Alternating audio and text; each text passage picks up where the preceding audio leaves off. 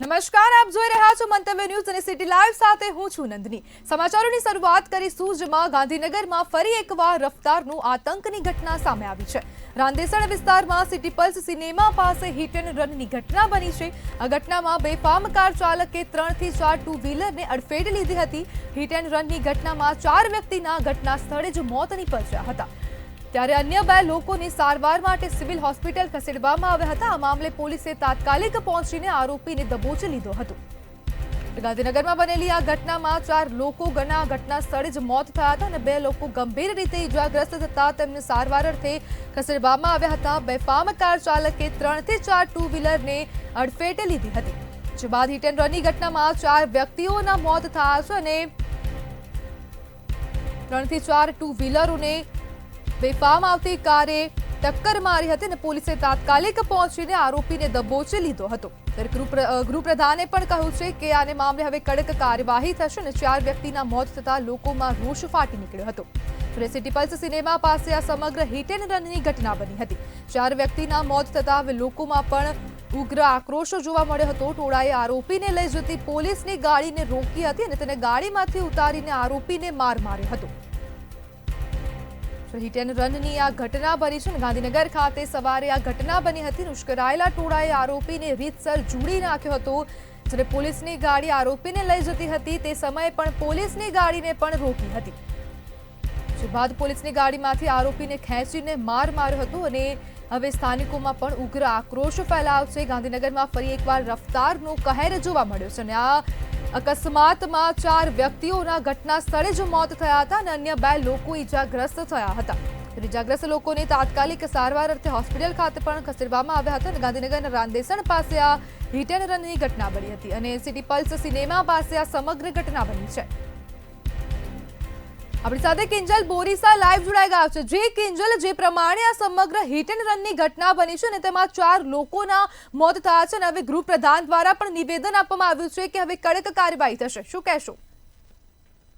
ગાંધીનગરમાં આજે વહેલી સવારે જે એક રફતારના રાક્ષસે અકસ્માત કર્યો હતો અને જે 2 લોકોના આ અકસ્માતમાં મોત થયા છે, ત્યારે હજુ પણ 3 જેટલા લોકો છે તે સિવિલ હોસ્પિટલમાં સારવાર લઈ રહ્યા છે અને 3ની હાલત જે છે તે ગંભીર છે। પરંતુ આ રફતારનો રાક્ષસ છે તેની કારની સ્પીડ છે તે ઓવર સ્પીડ હતી અને તે નશાની હાલતમાં હતો તેવું પણ સ્થાનિકો દ્વારા આક્ષેપ કરવામાં આવ્યો છે, કારણ કે જ્યારે તેણે એક બાદ એક 2 વાહનોને ટક્કર મારી અને એક રાહદારીને ટક્કર મારી, પરંતુ તેની હાલત એવી ન હતી કે તે પોતાની ગાડીને કાબૂમાં કરી શકે। જ્યારે તેની ગાડી છે તે ગટરના ઢાંકણા સાથે અથડાઈ હતી અને ત્યારબાદ તેની ગાડી છે તે થંભી ગઈ હતી। સ્થાનિકો દ્વારા હિતેશ પટેલ નામનો જે નવીરો છે કે જેણે અકસ્માત કર્યો છે તેને ઢોર માર પણ મારવામાં આવ્યો હતો અને ત્યારબાદ પોલીસને સોંપવામાં આવ્યો હતો। પોલીસ દ્વારા તેના તમામ જે મેડિકલ રિપોર્ટ છે તે પણ સિવિલ હોસ્પિટલમાં તમામ મેડિકલ ટેસ્ટ છે શારીરિક તે પણ કરવામાં આવ્યા છે। અગાઉ પણ ભૂતકાળમાં પણ આ હિતેશ પટેલ નામનો જે વ્યક્તિ છે તે ગાંધીનગરના ખા રોડ ઉપર અકસ્માત સર્જી ચૂક્યો છે, ત્યારે તે એકલો રહી રહ્યો છે, કારણ કે તે નશા કરતો હોવાથી પરિવારે તેને પરિવારમાંથી બરતરફ કર્યો છે અને તે પણ રાંદેસર પાસે જ રહે છે। ત્યારે આજે પણ તે નશાની હાલતમાં હતો અને એટલી હદ સુધી તે નશાની હાલતમાં હતો કે જ્યારે તેને કાર હંકારી રહ્યો હતો, કારની ઓવર સ્પીડ હતી પરંતુ તે કાબૂમાં રાખી શક્યો ન હતો। ત્યારે હવે તમામ જે તેના બ્લડ સેમ્પલ લેવામાં આવ્યા છે, સાથે સાથે તેને જે શારીરિક ઈજાઓ થઈ છે તેની પણ સારવાર સિવિલ હોસ્પિટલમાં કરવામાં આવી છે। જે મેડિકલ રિપોર્ટમાં જે ખુલાસા થશે તે બાદ જે નશાની કલમો ઉમેરવામાં આવશે, પરંતુ અત્યારે તો તેને પોલીસની સાથે કસ્ટડીમાં રાખવામાં આવ્યો છે અને આગામી દિવસોમાં જે પ્રમાણે રિપોર્ટ આવશે તે પ્રમાણેની કલમો ઉમેરીને તેની ઉપર જે ગુનો દાખલ કરવામાં આવશે। પરંતુ સૌથી મોટો સવાલ અહીંયા એ ઉઠે છે પોલીસની કામગીરી ઉપર કે ગુજરાતમાં દારૂબંધી છે તેમ છતાં પણ આવા નશેડીઓ કયા નશા કરે છે, ક્યાંથી લાવે છે તે અંગે પણ હવે આવનારા દિવસોમાં તપાસ કરવામાં આવશે। પરંતુ રાજ્ય સરકાર કામગીરી કરે છે, પોલીસ કામગીરી કરે છે, તેમ છતાં પણ રાજ્યમાં અકસ્માતનો આંક છે તે દિવસે ને દિવસે વધતો જાય છે અને નિર્દોષ લોકો તેનો ભોગ બની રહ્યા છે। તો ત્યારે હવે ક્યારે આ રફતારના રાક્ષસો ક્યારે અંકુશમાં આવશે તે સૌથી મોટો એક સવાલ છે। જી સમગ્ર માહિતી બદલ આપનો આભાર। ઉશ્કેરાયેલા ટોળાએ આરોપીને રીતસર જોડી નાખ્યો હતો અને આ સમગ્ર ઘટના સવારે બની હતી અને ગાંધીનગરના ખર રોડ પાસે અકસ્માત સર્જાયો હતો। ગુજરાત એટીએસે પકડેલા 4 આતંકીઓને લઈને મોટો ખુલાસો થયો છે, જેમાં મોબાઈલમાંથી ગુજરાત એટીએસને સૌથી મોટો પુરાવો મળ્યો છે। આતંકીઓ ભારતમાં મોટી આતંકી પ્રવૃત્તિને અંજામ આપવાનો પ્લાન ઘડ્યો હતો। મોટી કોઈ ઘટનાને અંજામ આપ્યા બાદ ચારેય આતંકી અરબી દેશમાં ફરાર થવાના હતા। આતંકીઓ રાષ્ટ્ર અને હિન્દુ વિરોધીઓને પ્રોત્સાહન આપવાનું કામ કરતા હોવાની પણ વાત સામે આવી છે। એટીએસ દ્વારા મહત્વપૂર્ણ કામગીરી કરાઈ હતી અને જે બાદ આતંકીઓની ધરપકડ કરાઈ હતી અને તેને લઈને જ હવે અનેક ખુલાસાઓ થઈ રહ્યા છે। આતંકીઓની તપાસ માટે સેન્ટ્રલ એજન્સી અમદાવાદ ખાતે પણ પહોંચી છે, જ્યારે એટીએસને ચેટમાંથી શંકાસ્પદ વિગતો પણ મળી આવી છે। આતંકીઓ મોટી ઘટનાને અંજામ આપી ભારત છોડવાના હતા અને આ સૌથી મોટો ખુલાસો થયો છે। એટીએસને ચેટમાં શંકાસ્પદ વિગતો મળી આવી હતી અને આતંકીઓ મોટી ઘટનાને અંજામ આપ્યા બાદ ભારત છોડીને ફરાર થવાના હતા। આપણી સાથે રવિ ભાવસાર લાઈવ જોડાઈ ગયા છે। જી રવિ, જે પ્રમાણે આ સમગ્ર મામલો સામે આવ્યો છે અને એટીએસને હવે એક બાદ એક મોટી સફળતાઓ મળતી રહી છે અને આ જ કેસમાં હવે ખુલાસો થયો કે જે આરોપીઓ છે તે ભારતમાં કોઈ મોટો અંજામ આપવાના હતા, શું કહેશો? જી બિલકુલ થી જો વાત કરવામાં આવે તો ગુજરાત એટીએસે 4 આતંકવાદીઓની જે ધરપકડ કરી હતી તે બાદ જે ચારેય આતંકવાદીઓ છે તે ચારેય આતંકવાદીઓને 14 દિવસના રિમાન્ડ છે તે રિમાન્ડ આપવામાં આવ્યા હતા। ત્યારબાદ આતંકવાદીઓની જે પૂછપરછ છે તે પૂછપરછ કરવામાં આવી હતી। સાથે જ તેમના જે સોશિયલ આઈડી છે એટલે કે ઇન્સ્ટાગ્રામ જે એકાઉન્ટ છે તે એકાઉન્ટની પણ તપાસ છે તે તપાસ કરવામાં આવી હતી કે જેમાં દેશ વિરોધી જે સાહિત્ય છે તે સાહિત્ય મળી આવ્યું હતું। સાથે જ ભારતીયના જે યુવાનો છે તે યુવાનોને પણ ક્યાંક ને ક્યાંક જે પાકિસ્તાની કટ્ટરપંથી સાથે જોડવાનો જે મામલો છે તે મામલો સામે આવ્યો। જો વાત કરવામાં આવે તો ગુજરાત એટીએસની તપાસ દરમિયાન જે પ્રમાણે જે અલગ અલગ જે ભડકાઉ જે ભાષણો છે તે ભડકાઉ ભાષણો પણ તેમના ઇન્સ્ટાગ્રામ એકાઉન્ટ પરથી મળી આવે। સાથે જ જો વાત કરવામાં આવે તો ચારેય આતંકવાદીઓ છે તે આ ચારેય આતંકવાદીઓ કોઈ મોટી ઘટનાને અંજામ આપીને જે અરબના કન્ટ્રીમાં ફરાર થવાની ફિકરમાં હતા। એટલે કહી શકાય કે જે પ્રમાણે જે ગુજરાત એટીએસે જે 4 આતંકવાદીઓ જે ગુજરાત, દિલ્હી, નોઈડા અને જે પ્રમાણે અલગ અલગ જે જગ્યાઓથી ઝડપી પાડ્યા છે તેમાં ગુજરાત એટીએસને ખૂબ જ મોટી સફળતા મળી હોય તેવું કહી શકાય છે। જો વાત કરવામાં આવે તો જે પ્રમાણે આતંકવાદીઓ પાસેથી જે અલગ અલગ જે એકાઉન્ટ પણ મળી આવ્યા છે, સાથે જે અલગ અલગ જે લોકોના જે સંપર્કમાં હતા તે લોકોની પણ તપાસ છે તે અત્યારે હાલ ગુજરાત એટીએસ કરી રહી છે। એટલે કહી શકાય કે હાલ તો જે કેન્દ્રની જે એજન્સીઓ છે તે પણ આ તપાસમાં છે તે તપાસમાં જોડાઈ છે। અમદાવાદ ખાતે સેન્ટ્રલ એજન્સીની એક ટીમ છે તે એટીએસ ખાતે આવી પહોંચી હતી અને જે ઝડપાયેલા જે આતંકવાદીઓ છે તેમની પણ ઉડાનપૂર્વક તપાસ છે તે કરી રહી છે। જી રવિ, સમગ્ર માહિતી બદલ આપનો આભાર।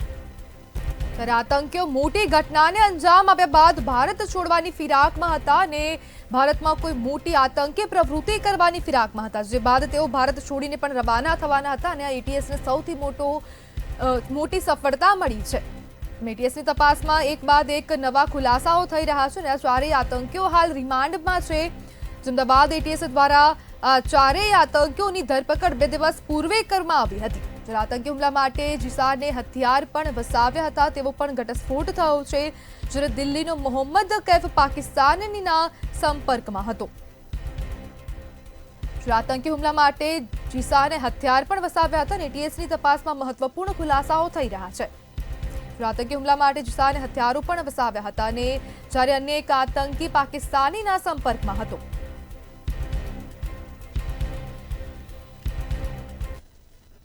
ગુજરાત પોલીસ વિભાગમાં ખાલી પદ મામલે હાઈકોર્ટમાં સુનાવણી હાથ ધરવામાં આવી હતી। આ દરમિયાન રાજ્ય સરકારે પોતાનો પક્ષ મૂકતા કહ્યું કે પીએસઆઈ માટે ચાલી રહેલી ભરતી પ્રક્રિયાનું ફાઇનલ સિલેક્શન લિસ્ટ ઓક્ટોબર-નવેમ્બર સુધીમાં જાહેર કરાશે। જોકે હાઈકોર્ટે સરકારને ભરતી કેલેન્ડર અંગે વધુ એક વખત ટકોર કરતા કહ્યું કે વાર્ષિક ભરતી કેલેન્ડર તૈયાર કરવાથી ભરતીમાં ઉમેદવારોની સંખ્યામાં પણ ઘટાડો થશે। જાન્યુઆરીથી જૂન સુધી પ્રમોશનલ પોસ્ટ અને જુલાઈથી સપ્ટેમ્બર સુધી સીધી ભરતી માટે કેલેન્ડર તૈયાર થઈ શકે છે। આ સિવાય હાઈકોર્ટે વધુમાં કહ્યું કે પીએસઆઈની ચાલી રહેલી ભરતી પ્રક્રિયાનું ફાઇનલ સિલેક્શન લિસ્ટ ઓક્ટોબરથી નવેમ્બર સુધીમાં જાહેર કરવામાં આવશે। જ્યારે ખાલી પદ મુદ્દે હાઈકોર્ટમાં સુનાવણી થઈ હતી અને વાર્ષિક ભરતી કેલેન્ડર તૈયાર કરવાથી ઉમેદવારોની સંખ્યામાં ઘટાડો થશે। જ્યારે હાઈકોર્ટમાં હવે સુનાવણી કરવામાં આવી છે અને ગુજરાત પોલીસ દ્વારા પોતાનો પક્ષ પણ રજૂ કરવામાં આવ્યો છે। જ્યારે ગુજરાત પોલીસ વિભાગમાં ખાલી પદ મામલે હાઈકોર્ટમાં સુનાવણી ચાલી રહી હતી। આપણી સાથે મેહુલ દુધરેશિયા ન્યૂઝ રૂમથી લાઈવ જોડાઈ ગયા છે। જે મેહુલ, જે પ્રમાણે હવે ખાલી પદ મુદ્દે હાઈકોર્ટમાં સુનાવણી થઈ છે, શું છે વધુ વિગત? જે પ્રમાણે રાજ્ય સરકારે જે પીએસઆઈની જે ભરતીને લઈને ઘણા સમયથી આ જે માંગ છે તે અને પીએસઆઈની સીધી ભરતીને લઈને પરીક્ષાઓ બાદ જે પરિણામો જે બાકી રહ્યા છે તેનું જે વાર્ષિક કેલેન્ડર છે તેને લઈને હાઈકોર્ટ દ્વારા જે ટકોર કરવામાં આવ્યું છે, હાઈકોર્ટે આ ટકોર કરતાં કહ્યું છે કે જાન્યુઆરીથી જૂન સુધીનો આ જે વાર્ષિક કેલેન્ડર છે ભરતીનું તે બહાર પાડી દેવું જોઈએ, જેનાથી જે ભરતીની અંદર જે મોટી સંખ્યામાં જે ભરાવો થાય છે અથવા તો ભરતીને લઈને જે સમય જે વ્યતીત થાય છે તે ના થાય અને સાથે જ સમયસર લોકો જે પીએસઆઈ જે પરીક્ષાઓ પાસ કરી છે તેની ભરતી થઈ જાય। આ સાથે 7700 જેટલા જે વધારે જે પાસ થયેલા જે ઉમેદવારો છે તેને લઈને હજી પણ વિટંબણા ચાલી રહી છે અને સાથે જ ઘણી બધી પ્રક્રિયાઓ પણ બાકી હોવાના લીધે તો સમયસર આ મામલેનું જે વાર્ષિક કેલેન્ડર જો રજૂ કરી દેવામાં આવતું હોય તો શરૂઆતથી તમામ પ્રક્રિયા છે તે પૂર્ણ થઈ જાય, કોઈ જટિલતા ના રહે અને ઉમેદવાર જે છે તેઓએ જે કોઈ પ્રકારના ડોક્યુમેન્ટેશનની સમસ્યા હોય તો તેનું ક્લિયરન્સ પણ થઈ શકે છે અથવા કોઈ સમસ્યા હોય તો તે રિજેક્ટ કરવી કે તેને સિલેક્ટ કરવી તે અંગેની પણ જે વ્યવસ્થા છે તે થઈ જાય।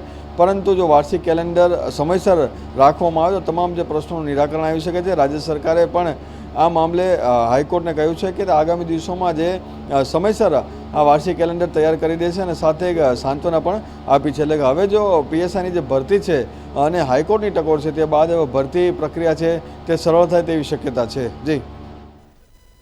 જી મેહુલ, સમગ્ર માહિતી બદલ આપનો આભાર। ત્યારે પોલીસ વિભાગમાં ખાલી પદ મુદ્દે હાઈકોર્ટમાં સુનાવણી થઈ હતી અને હવે ગુજરાત પોલીસ વિભાગ દ્વારા પણ પોતાનો પક્ષ રજૂ કરવામાં આવી દેવાયો છે અને પીએસઆઈનું ફાઇનલ સિલેક્શન લિસ્ટ ઓક્ટોબર-નવેમ્બરમાં રજૂ થશે।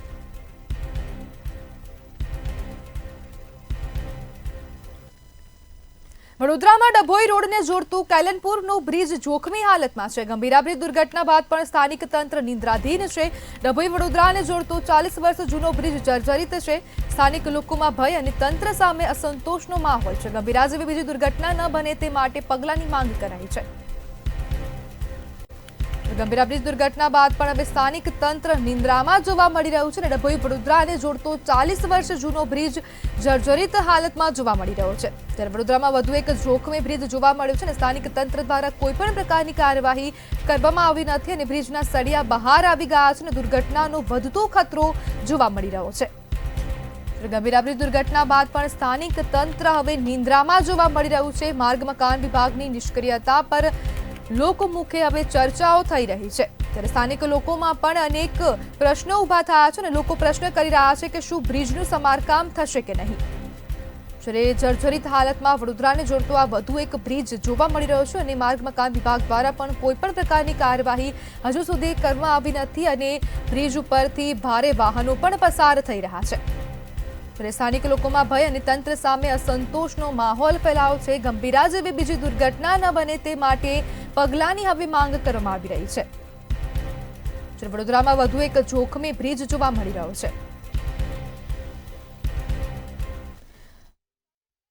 જોડાઈ ગયા છે જે નિલેશ, જે પ્રમાણે હવે વડોદરામાં જે વડોદરાને જોડતો વધુ એક બ્રિજ ગંભીર હાલતમાં જોવા મળી રહ્યો છે, શું કહેશો? ગંભીરા બ્રિજ દુર્ઘટના બાદ પણ આરએનબી વિભાગ કે ગુજરાત સરકાર નથી ગંભીર। ગંભીરા બ્રિજ દુર્ઘટના બાદ સરકારે આરએનબીને હુકમ કર્યો અને આરએનબીએ ગુજરાતના તમામ બ્રિજોનું ચકાસણી કરી અને 133 જેટલા બ્રિજ પરના વાહન વ્યવહાર બંધ કર્યા। ત્યારે મંતવ્ય ન્યૂઝે આજે એક્સક્લુઝિવ બતાવ્યું છે કે ડભોઈથી વડોદરાને જોડતો કેલનપુર બ્રિજ ક્ષતિગ્રસ્ત છે। આ કેલનપુર બ્રિજ 40 વર્ષ જૂનો છે અને તેના બ્રિજના સળિયા પણ દેખાય છે અને જે પ્લાસ્ટરના કાંગરા પણ ખરી પડ્યા છે। નાગરિકો ત્યાંથી પસાર થતા જીવનું જોખમ હોવાનું કબૂલી પણ રહ્યા છે અને આજે પણ જે બ્રિજ ક્ષતિગ્રસ્ત કહી શકાય એના પરથી ભારદારી વાહનો ફરી રહ્યા છે। એટલે શું એવું માની શકાય કે ગુજરાત સરકારનું હવે આરએનબી વિભાગ પર કોઈ વર્ચસ્વ નથી રહ્યું? કે શું એવું માની શકાય કે આરએનબી વિભાગ રેતી ખનન માફિયાઓની ત્યાં ગીરવે મુકાયું છે અને જો આ બ્રિજ પરનો વાહન વ્યવહાર બંધ કરે તો રેતી ખનન કરીને ગેરકાયદેસર ટ્રકોને માટેની અવર જવર બંધ થઈ જાય એટલે રેતી ખનન માફિયાઓના લાભાર્થે આરએનબી વિભાગ કોઈ કાર્યવાહી નથી કરી રહ્યું? સાંસદ હોય, ધારાસભ્ય હોય, આ જ કેલનપુર બ્રિજથી પસાર થઈ રહ્યા છે, તો એમને આ કેમ નથી દેખાતો? જ્યારે કોઈ મોટી દુર્ઘટના ઘટે છે ત્યારે માનવતા એટલે મગજના આંસુ સારવા પહોંચી જાય છે અને 40 વર્ષ જૂનો ક્ષતિગ્રસ્ત થયેલો બ્રિજ આરએનબીની ચકાસણીમાં કેમ નથી બહાર આવ્યો? હાઈકોર્ટે પણ ફટકાર લગાવી કે જે બ્રિજોની ચકાસણી તમે કરી અને ચોમાસા પછી એ જ બ્રિજની ફરીથી ચકાસણી કરો તો ક્ષતિગ્રસ્ત 3 મહિનામાં એવું તો શું થાય છે? એટલે હાઈકોર્ટની ફટકાર હોય કે ગુજરાત સરકારનું સૂચન હોય, આરએનબી વિભાગના લોકો રિઝર્વ બેંકની એટલે આરએલબીની નોટોથી જ કામ કરતા હોય તેવું લાગી રહ્યું છે. જે નિલેશ, સમગ્ર માહિતી બદલ આપનો આભાર. ગંભીરા બ્રિજ દુર્ઘટના બાદ પણ સ્થાનિક તંત્ર નિંદ્રાધીન હાલતમાં જોવા મળી રહ્યું છે અને વડોદરાને જોડતો વધુ એક બ્રિજ જર્જરિત હાલતમાં જોવા મળી રહ્યો છે.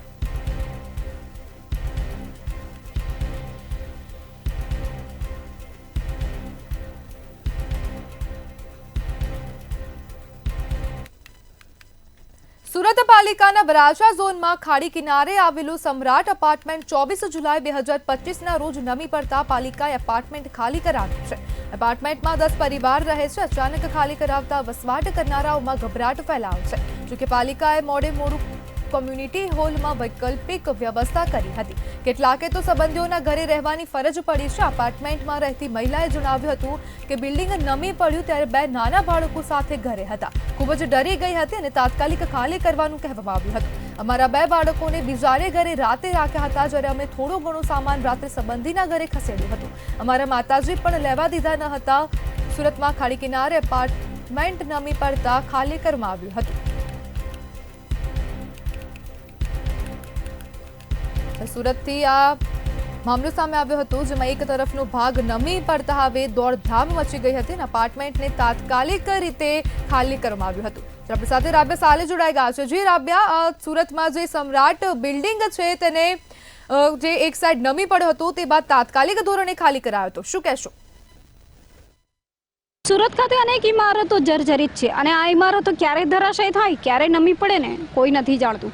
અનેક જગ્યાએ નોટિસ ફટકારીને સુરત મહાનગરપાલિકા દ્વારા જવાબદારી તો પૂરી કરવામાં આવે છે, પરંતુ ત્યાં ખાલી કરવામાં આવ્યું કે નહીં, કે પછી એ જર્જરિતના રીતે કોઈને જાનમાલનું નુકસાન થયું કે નહીં, એની ચકાસણી પણ ખૂબ જરૂરી બને છે. તેવામાં સુરતના પૂણા ગામ ખાતે, વરાછા ઝોન ખાતે આવેલું જે પૂણા ગામ છે, આ પૂણા ગામ ખાતે સમ્રાટ એપાર્ટમેન્ટ નમી પડ્યું હતું. સમ્રાટ એપાર્ટમેન્ટની અંદર 10 જેટલા પરિવાર રહે છે.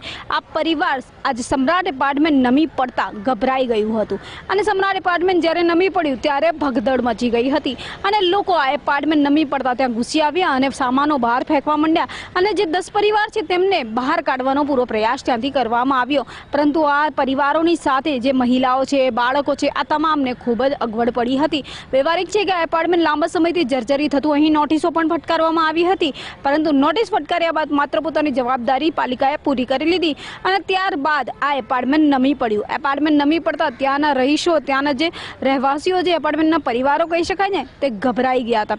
જો કે ત્યાંથી લોકોને ખાલી કરાવવામાં આવ્યા. 4 જેટલા પરિવારને ત્યાંથી શેલ્ટર હોમ કહી શકાય છે, ત્યાં નજીકમાં 4 જેટલા પરિવારને આશરો આપવામાં આવ્યો, પરંતુ હતા કુલ 10 પરિવાર. કેટલાક પરિવાર તો રોડ રસ્તા પર મોડી રાતે પણ રજડતા રહ્યા હતા. ત્યાં ક્યાંક ને ક્યાંક લોકોમાં રોષ પણ જોવા મળ્યો હતો.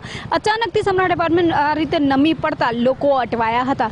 એટલે સુરત મહાનગરપાલિકા દ્વારા ક્યાંક નોટિસ ફટકારવામાં આવી હતી, તો લોકો પણ એટલા જ બેદરકાર અને સુરત મહાનગરપાલિકાએ પણ પોતાની જવાબદારીથી હાથ ખંખેરી લીધા હોવાનું સામે આવી રહ્યું છે. એક અંશે કહી શકાય કે અસંખ્ય જર્જરિત ઇમારતો સુરત ખાતે પણ આવી છે. જે રીતના સમ્રાટ જે બિલ્ડિંગ સામે આવી રહી છે, એ રીતના અનેક બિલ્ડિંગો જર્જરિત હોવાનું સામે આવે છે, પણ કોઈ મોટી દુર્ઘટનાની રાહે તંત્ર બેઠું હોય એવું લાગી રહ્યું છે. જી રાબ્યા, સમગ્ર માહિતી બદલ આપનો આભાર.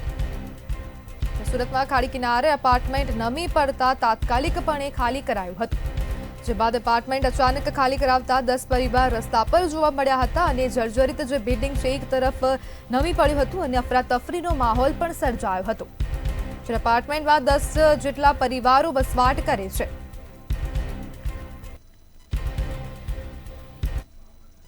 જૂનાગઢમાં જમીન વિવાદ મુદ્દે શિષ્યએ સાધુને દગો આપ્યો અને કરોડો રૂપિયાની જમીન પચાવી પાડવા સાધુને જાનથી મારી નાખવાની ધમકી આપતા સમગ્ર ઘટના પોલીસ દફતરે નોંધાઈ છે. પોલીસે ફરિયાદના આધારે વધુ તપાસ શરૂ કરી છે. જૂનાગઢથી આ મામલો સામે આવ્યો છે, જેમાં જમીન પચાવવા સાધુને જાનથી મારી નાખવાની ધમકી આપવામાં આવી છે. આપણી સાથે હાર્દિક વાણિયા જોડાઈ ગયા છે. જી હાર્દિક, જે પ્રમાણે જમીન પચાવવાને મુદ્દે હવે સાધુને ધમકી આપવામાં આવી છે, શું કહેશો? બિલકુલથી વાત કરવામાં આવે તો જૂનાગઢ જિલ્લાના ભેસાણ નજીક આવેલ જે સરકડિયા હનુમાન મંદિર છે, તેમના મહંત દ્વારા ક્યાંક ને ક્યાંક છે તે પોતાના શિષ્ય અને બે અન્ય શખ્સો વિરુદ્ધ છે તે ભેસાણ પોલીસ સ્ટેશનની અંદર ફરિયાદ નોંધાવવામાં આવી છે. મહત્વનું કહી શકાય કે 15 વર્ષ પહેલા છે તે મહંત દ્વારા પોતાના શિષ્યના નામે મજેવડી નજીક છે તે જમીન ખરીદવામાં આવી હતી. ત્યારે જમીન છે તે પોતાના શિષ્ય દ્વારા છે તે તેમના પરિવારના નામે કરી દેવાનો આરોપ પણ મહંત દ્વારા છે તે ફરિયાદની અંદર કરવામાં આવ્યો છે. શિષ્ય દ્વારા ક્યાંક ને ક્યાંક છે તે મહંતને ધાક ધમકી આપી હોવાની પણ ફરિયાદ છે તે મહંત દ્વારા ભેસાણ પોલીસ સ્ટેશનની અંદર છે તે કરવામાં આવી છે. સમગ્ર બાબતને લઈને હાલ તો છે તે ભેસાણ પોલીસ દ્વારા છે ઊંડાણપૂર્વકની તપાસ છે તે શરૂ કરવામાં આવી છે. ધોરણસરની કાર્યવાહી પણ હાથ ધરવામાં આવી છે. ત્યારે મહત્વનું કહી શકાય કે જૂનાગઢ જિલ્લાની અંદર વધુ એક વખત મહંત અને શિષ્યની વચ્ચેના સંબંધને લાછન લગાવતો કિસ્સો છે તે સામે આવ્યો છે. જી હાર્દિક, સમગ્ર માહિતી બદલ આપનો આભાર.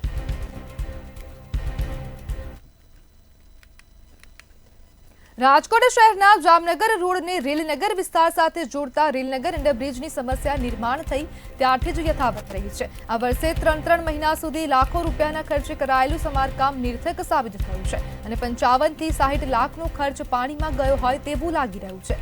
આજે પણ આ અંડરબ્રિજમાં વગર વરસાદે પાણી ભરાયેલા અને સેવાડ જામેલા જોવા મળ્યા હતા. આપણી સાથે સંવાદદાતા ધ્રુવ કુંડેલ લાઈવ જોડાઈ ગયા છે. જે ધ્રુવ, જે પ્રમાણે આ જે અંડરબ્રિજ છે તેની જે સમસ્યા છે તે યથાવત જોવા મળી રહી છે, શું કહેશો? રાજકોટના રેલનગર અંડરબ્રિજને લઈને ફરી એક વખત છે તે વિવાદ વકર્યો છે. ખાસ મહત્વની બાબત એ છે કે 2023માં આ અંડરબ્રિજનું સમારકામ છે તે કરવામાં આવ્યું હતું.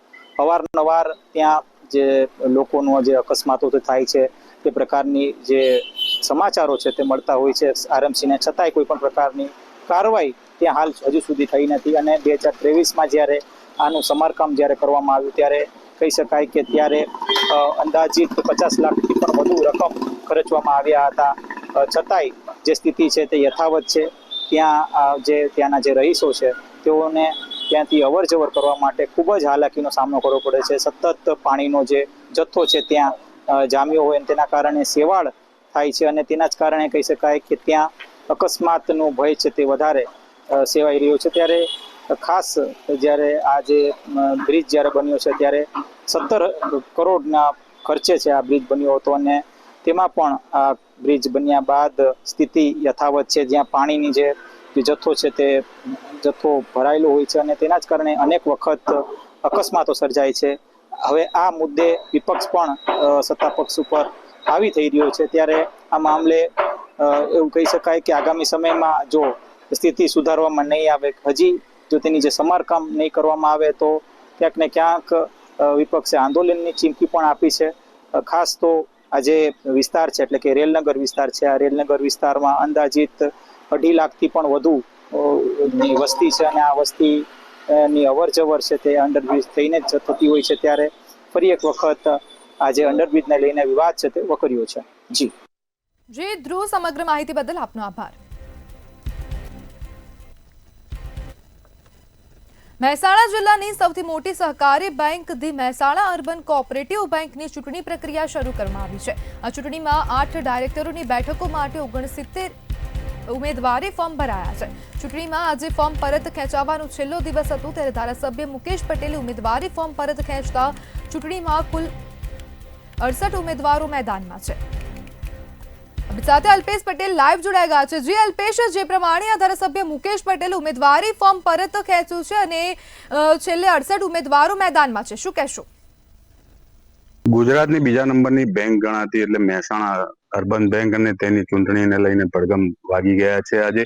ને મહેસાણા જિલ્લાની જે સૌથી મોટી સહકારી બેંક ગણાતી છે the Mehsana urban cooperative bank લિમિટેડમાં હવે ચૂંટણી જંગ ખેલાશે આજે હવે નિશ્ચિત થઈ ગયું છે. અને મહેસાણા અર્બન બેંકને જે 8 ડિરેક્ટરોની પેટા ચૂંટણી હતી તેમાં હાલ કુલ 69 ઉમેદવારોએ ફોર્મ ભરાયા હતા અને એક ફોર્મ રદ થતા તેની ચકાસણીમાં રદ થયું હતું અને ત્યારબાદ 68 ફોર્મ ઉમેદવારીમાં રહ્યા હતા. ત્યારે આજે અર્બન બેંકની જે ચૂંટણીમાં આજે ફોર્મ પરત ખેંચવાનો છેલ્લો દિવસ હતો અને તેમાંથી કુલ 68 ફોર્મમાંથી હાલ 42 ફોર્મ દ્વારા ઉમેદવારોએ ઉમેદવારી પરત ખેંચી છે અને હાલમાં આ પરિસ્થિતિમાં હજુ પણ ડિરેક્ટરોની જે ચૂંટણી છે કુલ 26 ઉમેદવારી નોંધાયેલી રહી છે અને ફોર્મ રહેતા હાલ અર્બન બેંકની ચૂંટણી હવે નિશ્ચિત બની ગઈ છે. અને જ્યારે મહેસાણાના જે ધારાસભ્ય હતા મુકેશ પટેલે પણ ઉમેદવારી ફોર્મ પરત ખેંચી લીધું છે અને તેમ છતાં જે 26 ઉમેદવારો ફોર્મ વધતા હવે ચૂંટણી જંગ નિશ્ચિત બની ગયો છે અને આગામી 3 ઓગસ્ટના રોજ તેનું મતદાન થશે ને ત્યારબાદ તેને 4 ઓગસ્ટના રોજ મતગણતરી યોજાશે અને ત્યારે હવે મહેસાણા અર્બન બેંકનો જે ચૂંટણીમાં હાલમાં તો જંગ જામી ગયો છે.